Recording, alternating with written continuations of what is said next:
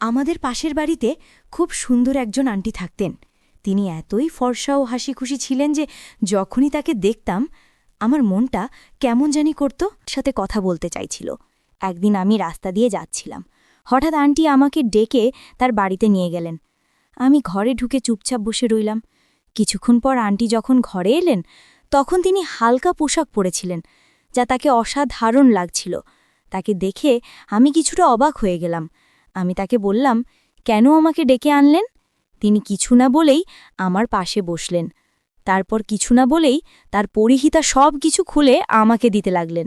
বললেন, তোকে আমি মন থেকে চাই, বাট বলতে পারি না। আমার প্রচুর তৃষ্ণা, কিন্তু তৃষ্ণা মেটানোর কোথাও অপশান খুঁজে পাই না। তাই তোকে আজকে বাড়িতে নিয়ে এসেছি। তুই আজ গাছে উঠবি, ডাব বাড়াবি, ডাবের রস খাবি, এরপর তুই নদীতে নামবি, নদীতে নেমে গোসল করবি। জলদি জলদি নে, নদীতে বান চলে আসতেছে, তাড়াতাড়ি গোসল দা, না হলে ভিজে যাব। বন্ধুরা, আজকের গল্পটি অনেকটাই স্পেশাল, তাই সবাই রেডি হয়ে যাও। দয়া করে গল্পগুলো ভালো লাগলে ভিডিওটি লাইক, শেয়ার এবং চ্যানেলটি সাবস্ক্রাইব করো। বন্ধুরা প্লিজ। আমার নাম শিয়াম, বয়স ২০ বছর, সাধারণ এক যুবক। তবে সাধারণ হলেও আমাদের পাড়ার প্রায় সব মহিলাই যেন আমাকে অন্য চোখে দেখতেন। প্রায় সবাই ছোটখাটো কাজে ডাকার জন্য আমায় খুঁজতেন। আমি যতবারই বাড়ি থেকে বেরোতাম কোথাও না কোথাও থেকে একটি ডাক আসত, শিয়াম, একটু এদিকে আসো, আমাদের একটু সাহায্য দরকার। আমি এসব কাজে অভ্যস্ত হয়ে গিয়েছিলাম, যেন এক ধরনের আনন্দ খুঁজে পেতাম। আমাদের পাড়ায় এক আন্টি ছিলেন, যার নাম জানার কখনো চেষ্টা করিনি, শুধু আন্টি বলেই ডাকতাম। তার স্বামী বেশিরভাগ সময় দেশের বাইরে থাকতেন, আর আন্টি একাই থাকত। মাঝে মাঝে পাড়ার লোকেরও তাকে নিয়ে নানা কথা বলতো, কিন্তু আমি কখনো সেসব নিয়ে মাথা ঘামাতাম না। একদিন দুপুরে যখন আমি বাড়ি থেকে বেরোচ্ছিলাম তখন আন্টি আমাকে ডেকে তার বাড়িতে নিয়ে গেলেন। তার কাছে যাওয়ার আগে আমার মনে একটু দ্বিধা ছিল, তবে ভাবলাম পাড়ার অন্যান্য মহিলারাও তো আমায় প্রায় কাজে ডাকে, আন্টিও হয়তো কিছু জিনিস আনতে বলবেন। আমি যখন তার দরজার কাছে পৌঁছলাম তিনি হাসি মুখে বললেন, শিয়াম, তুমি কি আমার জন্য কাছের দোকান থেকে একটা ডিভিডি আনতে পারবে? প্রথমে আমি অবাক হয়ে গেলাম, ভাবলাম এই যুগে ডিভিডি কেন? তবে বিষয়টি বেশ মজারও লাগলো। মনে হচ্ছিল সবকিছু যেন একটু অন্যরকম ছিল। আমি ধীরে ধীরে এক অদ্ভুত পরিস্থিতির মধ্যে জড়িয়ে পড়ছিলাম। সন্ধ্যা নামতেই আমি ডিভিডির দোকানের দিকে রওনা হলাম। সেই দোকানটা আমার এক বন্ধুর, তাই মনে হলো হয়তো সে আমাকে একটু সাহায্য করবে। দোকানে পৌঁছে আমি বন্ধুর কাছে ডিভিডি প্লেয়ার চাইলাম। কিছুটা দ্বিধা করার পর সে বলল, ঠিক আছে, তবে একে ফিরিয়ে দেওয়ার দায়িত্ব কিন্তু তোমার। আমি তার শর্ত মেনে নিলাম, কারণ আমি চাইনি আন্টিকে হতাশ করতে। ডিভিডি প্লেয়ার নিয়ে যখন আন্টির বাড়িতে পৌঁছলাম তিনি আমাকে দেখে মৃদু হেসে ধন্যবাদ জানালেন। আন্টির চোখে একটি অদ্ভুত ভাব ছিল, যেন তার কথার পেছনে আরও কিছু লুকিয়ে আছে। আমি যখন ডিভিডি প্লেয়ারটি দরজার কাছে দেওয়ার চেষ্টা করলাম তিনি বললেন, ভেতরে এসে এটি আমাদের এলসিডির সঙ্গে সেট করে দাও, কারণ আমি এই ব্যাপারটা বুঝি না। আমি এসব কাজে দক্ষ ছিলাম, তাই ভেতরে ঢুকে ডিভিডি প্লেয়ারটি ঠিক করে দেওয়ার সিদ্ধান্ত নিলাম। আন্টির ঘরের পরিবেশ আর তার আচরণ আমাকে এক ধরনের আকর্ষণে জড়িয়ে ফেলেছিল। যখন আমি তার বাড়িতে ঢুকে ডিভিডি প্লেয়ারটি সেট করছিলাম প্রতিটি মুহূর্তে তার প্রতিক্রিয়া আমার মধ্যে এক অন্যরকম অনুভূতি তৈরি করছিল। আন্টি আমার আর তার জন্য চা নিয়ে আসলেন। চা খেতে খেতেই আমি যখন সিনেমার দিকে তাকালাম দেখলাম একটা মেয়ে নাচছে। তার নাচ আর সৌন্দর্য আমাকে অবাক করে দিল, যেন সে অন্য কোনো জগতের মেয়ে। চা কখন শেষ হয়ে গেল তা আমি টেরই পেলাম না। এরই মাঝে হঠাৎ দেখলাম আন্টির ১৮ বছর বয়সী সুন্দর ফুটফুটে মায়ামি কন্যা টিউশন থেকে বাসায় ফিরল। তাকে দেখে আমার মনের মাঝে এক অদ্ভুত অনুভূতি হলো। আমি অবাক হয়ে গেলাম, কারণ এর আগে আমি কখনো আন্টির মেয়ের কথা শুনিনি বা জানিও না। যখন প্রথমবার তাকে দেখলাম তার সৌন্দর্য আমাকে মুগ্ধ করে দিল। আমি একটু অজুহাত দেখিয়ে বললাম, আচ্ছা আন্টি, এখন আমি বাড়ি যাই। আন্টি হেসে বললেন, আরে এত তাড়াহুড়ো কেন, চা তো খেলে, এবার একটু বসো। আমি কোনো উত্তর না দিয়ে উঠে বাড়ির দিকে রওনা হলাম, কিন্তু বাড়ি ফিরেও আমার মন পুরোপুরি সেই মেয়েটির ভাবনায় ডুবে গেল। আন্টির মেয়ের চেহারাটা যেন বারবার আমার সামনে ভেসে উঠছিল। আমি ভাবতে লাগলাম, আন্টির মেয়ে এত সুন্দর, তাহলে আগে কখনো তাকে দেখিনি কেন? বাড়ি ফিরে পড়াশোনায় মন দেওয়ার চেষ্টা করছিলাম, কিন্তু বারবার সেই মেয়েটির হাসিমাখা মুখ আর তার সরলতা আমার চিন্তায় ভেসে উঠছিল। আমি বুঝতে পারছিলাম আন্টির বাড়িতে যাওয়া মানে শুধু তার সঙ্গে দেখা করা নয়, তার মেয়েরও একটা আকর্ষণ ছিল। পরের দিন যখন আমি বাইরে যাচ্ছিলাম হঠাৎ আন্টির কথা মনে পড়ল। আমি জানতাম না কবে আবার তার সঙ্গে বা তার মেয়ের সঙ্গে দেখা হবে, কিন্তু এক জিনিস নিশ্চিত ছিল, এবার আমি আরও বেশি উৎসাহী হয়ে পড়েছিলাম তার বাড়িতে যাওয়ার জন্য। এটা শুধু তার কাজ করার কথা নয়, বরং একটা অদৃশ্য টান ছিল যা আমাকে তার দিকে নিয়ে যাচ্ছিল। তখনই মনে পড়ল ডিভিডি প্লেয়ারটি ফেরত নিয়ে আসা উচিত। সেটাই অজুহাত করে আবার আন্টি বাড়িতে গেলাম। আন্টি আমাকে দরজার কাছেই ডিভিডি প্লেয়ারটি দিয়ে দিলেন এবং ভেতরে আসতে বললেন না। আমি কিছুটা হতাশ হয়ে গেলাম, কারণ আবার কখনো হয়তো তার বাড়িতে ঢোকার সুযোগ পাব এবং সেই সুন্দরী মেয়েটিকে দেখতে পাব। শেষে কয়েকদিন পরে আবার আন্টি আমাকে ডাকলেন। বাবা, আমাদের মেশিনটা ঠিকভাবে কাজ করছে না, একটু দেখে দাও তো। আমি তৎক্ষণাৎ তার বাড়িতে গেলাম। মেশিনটি পরীক্ষা করে দেখলাম ভেতরে একটি কাপড় আটকে আছে। কাপড়টি বের করে মেশিনটি চালু করলাম এবং সেটি আবার কাজ করতে শুরু করল। এটা দেখে আন্টি খুশি হয়ে বললেন, ধন্যবাদ, তুমি ঠিক করে দিলে। ঠিক হয়েছে, এবার কাপড় ধোয়ার কাজটা করতে হবে। কিছুক্ষণ পর তিনি চা আর বিস্কুট নিয়ে এলেন।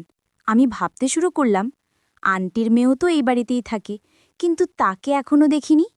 মনে মনে আগ্রহ বাড়ছিল তাকে একবার দেখার জন্য। আমি তাকে বেশ কয়েকদিন আগে দেখেছিলাম, কিন্তু কখনো সামনাসামনি দেখা হয়নি। ভাবছিলাম, যখন আন্টি এত সুন্দর, তার মেয়ে তো আরও সুন্দর হবে। তখনই আন্টি বলেন, তুমি একটু বসো, আমার মেয়েটা এই আসবে, তোমার সঙ্গে আলাপ করিয়ে দেব।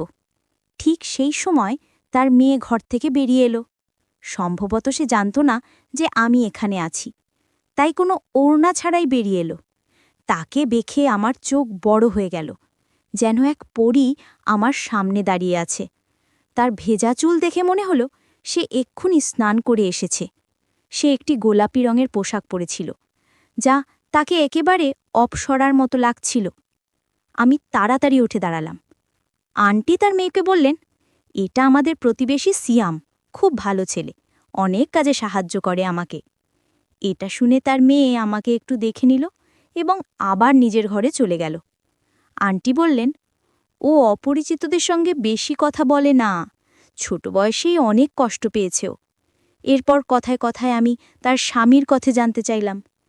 এই প্রশ্নে তিনি কিছুটা অস্বস্তি বোধ করলেন, একটা দীর্ঘশ্বাস নিলেন, তারপর বললেন, উনি গত 10 বছর ধরে বিদেশে আছেন, তবে কখনও আর ফিরে আসেননি। উনি প্রতি সপ্তাহে টাকা পাঠান, তাই আমাদের কোনো কিছুর অভাব হয় না। আন্টি বলতে শুরু করলেন, তবে আমার একটাই মেয়ে আর আমার স্বামীও বিদেশে আছেন, তাই বাড়িতে একজন পুরুষের উপস্থিতি সবসময় মিস করি। যদি আমাদের বাড়িতে এমন একজন থাকত যে সব বাইরের কাজগুলো করে দিত। তার কথাগুলো বলার সময় মুখে এক ধরনের অসহায়ত্ব দেখা যাচ্ছিল। কেন জানি না, সেই মুহূর্তে তার জন্য আমার মনে খুব মমতা জন্মালো। তাই আমি বললাম, আপনি চিন্তা করবেন না, যখনই কোনো কাজের দরকার হবে আমাকে ডেকে নেবেন, আমি সব সময় সাহায্য করতে প্রস্তুত। আমার প্রচুর সময় আছে, আমাকে আপনি আপনের মতোই ভাবতে পারেন। আমার কথায় আন্টি খুব খুশি হলেন। এরপর থেকে আমি প্রায়ই আন্টির বাড়ির আশেপাশে ঘোরাঘুরি করতে শুরু করলাম, আর তিনিও বাইরে এসে দাঁড়াতেন। যখনই তিনি আমাকে দেখতেন তখনই বলতেন, সিয়াম, একটু এদিকে এসো তো, আমাকে আটা এনে দাও বা একটু দুধ নিয়ে আসবে। আমি সব সময় দ্রুত তার কাজগুলো করে দিতাম।